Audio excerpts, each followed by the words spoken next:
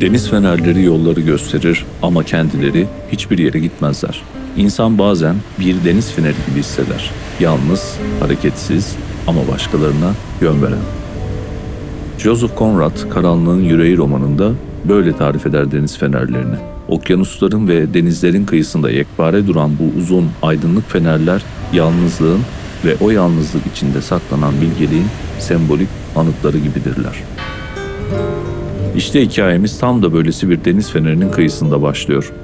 İzleyen herkese iyi seyirler dilerim.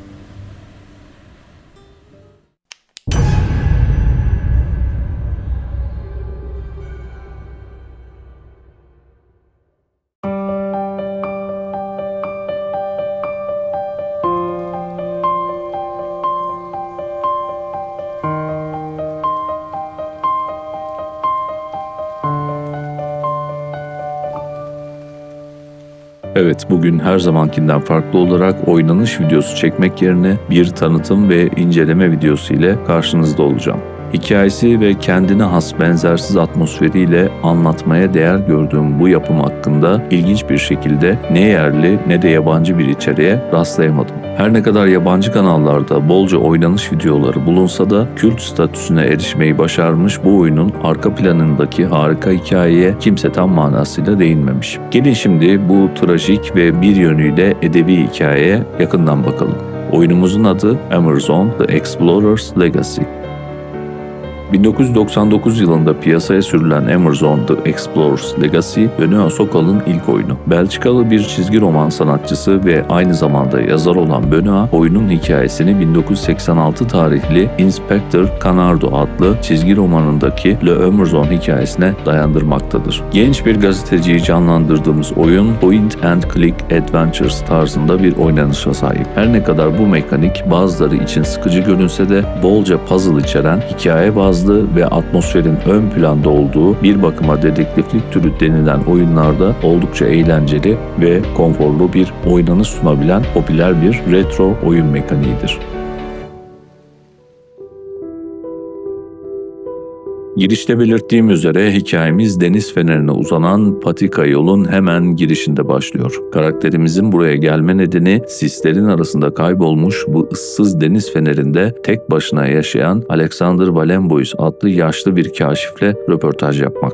Fakat hikayenin henüz başında karşımıza çıkan postacıdan öğrendiğimiz üzere Alexander'ın sağlık durumu oldukça kötü. Postacıyla konuştuktan sonra patika yolu aşarak deniz fenerine ulaşıyoruz. Yaşlı Alexander ile burada karşılaşıyoruz. Bir zamanlar genç ve maceracı bir kaşif olan bu adam şimdi hayatının son demlerinde geçmişiyle yüzleşmeye hazırlanıyor. Elleri titreyerek bize uzattığı mektupta yarım kalmış bir hikayenin yankıları dikkat çekiyor. Mektupta Emerson kuşları kurtar yazıyor. Peki kimdir bu yaşlı kaşif?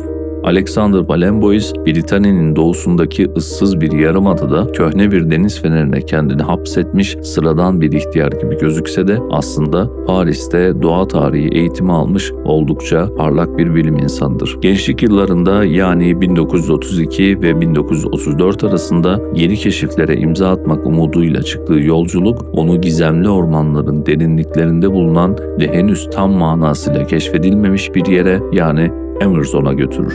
Bu yolculukta Antonio Alvarez adında aslen Emerson yerlisi olan genç bir adam ona eşlik eder. Öncesinde Alvarez Paris'te hukuk eğitimi almaktadır ve tek gayesi eğitimini tamamlayıp Emerson'a dönerek ülkesini daha demokratik, daha yaşanabilir bir yer haline getirmektir. Valenbois keşif gezisini tamamlayıp Avrupa'ya döndüğünde Alvarez Emerson'da kalır ve etrafında topladığı bazı marjinal topluluklarla darbe yaparak bölgenin yönetimini ele geçirir. Gel gelelim sonradan öğreneceğimiz üzere Alvarez iktidarı ele geçirdikten sonra demokrasi, toplumsal refah gibi evrensel normları bir kenara bırakıp zamanla bir diktatöre evrilir ve Emerson'u yıkıma sürükler. İngiliz tarihçi Lord Acton'un dediği gibi güç insanı yozlaştırır, mutlak güç mutlak yozlaştırır. Valenbois ise Emerson'da beyaz kuşlar adını verdiği daha önce eşine hiç rastlanmamış yeni bir kuş türüyle karşılaşır. Bu enteresan görünümlü kuşlar bacakları olmadan doğarlar ve bu nedenle tüm hayatlarını büyük bir yanardağdan çıkan termal kalıntıların üzerinde uçarak geçirirler. Muazzam derecede uzun kanatları ve simsiyah gözleriyle hiç soluklanmadan ölecekleri ana kadar gökyüzünde süzülen bu sıra dışı kuşların tek besin kaynakları uçan böceklerdir. Beyaz kuşlar son derece zararlı olan bu böcekleri tüketerek popülasyonlarını kontrol altında tutuyorlar, yani bir manada Emerson'un ekolojik dengesini sağlıyorlardı. Ve Alexander'ın yerlilerden duyduğu efsanelere göre bu kuşlar sonsuz yaşam döngüsüne sahiptirler ve her 10.000 yılda bir özel bir yumurtadan yeniden doğarlar. Bu birden fazla embriyo içeren kocaman, tek ve muazzam bir yumurtadır. İşte Alexander kendi kişisel kariyeri uğruna bu yumurtayı almıştır. Ancak şöhret bulma hırsıyla yaptığı bu eylemin bölgenin bütün ekolojik sistemini alt üst edeceğinden habersizdir. Bu arada Alexander, Emerson yerlilerinden Yeko Mani adında genç bir kadına aşık olur. Yeko Mani saf ve büyüleyici bir güzelliğe sahip olsa da genç Alexander hislerini bir kenara bırakıp keşfini bilim çevreleriyle paylaşmak amacıyla apar topar oradan ayrılır. Paris'e döner dönmez heyecan verici keşfini Fransa'nın saygın bilim topluluklarına sunar. Ancak diğer bilim insanları bu tuhaf görünümlü yeni bulguyu bir aldatmaca, belki de dev boyutlu bir deve kuşu yumurtası diye nitelendirip alaycı ve hatta aşağılayıcı bir üslupla genç adamın keşfini reddederler. Bilim topluluğundaki sandalyesini ve pek tabii saygınlığını kaybeden Alexander, gururu incinmiş, hayalleri yıkılmış bir vaziyette her şeye küsüp kendini Britanya'daki deniz fenerine kapatır.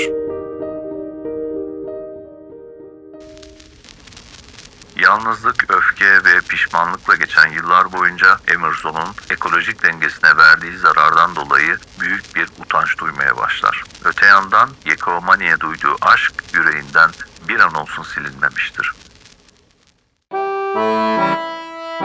Bir yolunu bulup yeniden Emerson'a dönmek ve beyaz kuşları kurtarıp gençlik aşkına kavuşmayı hayal eder. Fakat sorun şu ki artık 5 kuruşsuz, itibarsız bir bilim insanıdır. Emerson'a yapacağı yeni bir yolculuğu finanse edecek kimseyi bulamaz. Ancak Alexander hatalarını telafi etmeye kararlıdır. Bütün imkanlarını seferber ederek yıllarca çalışır ve nihayetinde hidroflotör adında havada, karada, denizde ve hatta denizin altında ilerleyebilen adaptif özelliği çok yüksek bir araç icat eder. Seneler süren çalışmaları nihayete erdiğinde artık yaşlı ve hasta bir adama dönüşmüştür ve ne acı ki sağlığı Emerson'a gitmeye müsaade etmez. Deniz fenerinin rutubetli duvarları arasında geçen yıllar ciğerlerinde hasar bırakmıştır. Alexander, Yeko Mani'ye kavuşamadan ve daha da kötüsü Emerson'un doğasını yok oluştan kurtaramadan dünyadan ayrılacağı endişesiyle genç bir gazeteciye, yani bize ithafen bir mektup kaleme alır. Mektupta Valen Boyce gençliğinde yaptığı hatayı itiraf eder ve gazeteciden Emerson'dan aldığı yumurtayı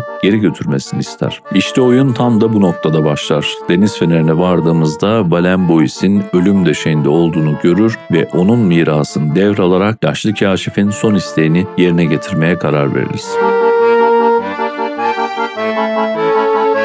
Evet, siz şimdi benden hikayeyi tamamlamamı bekliyorsunuz, ancak size bir iyi bir de kötü haberim var. Dilerseniz önce kötü haberi vereyim. Hikayenin devamını paylaşmayacağım. Nedeni ise iyi haberde gizli.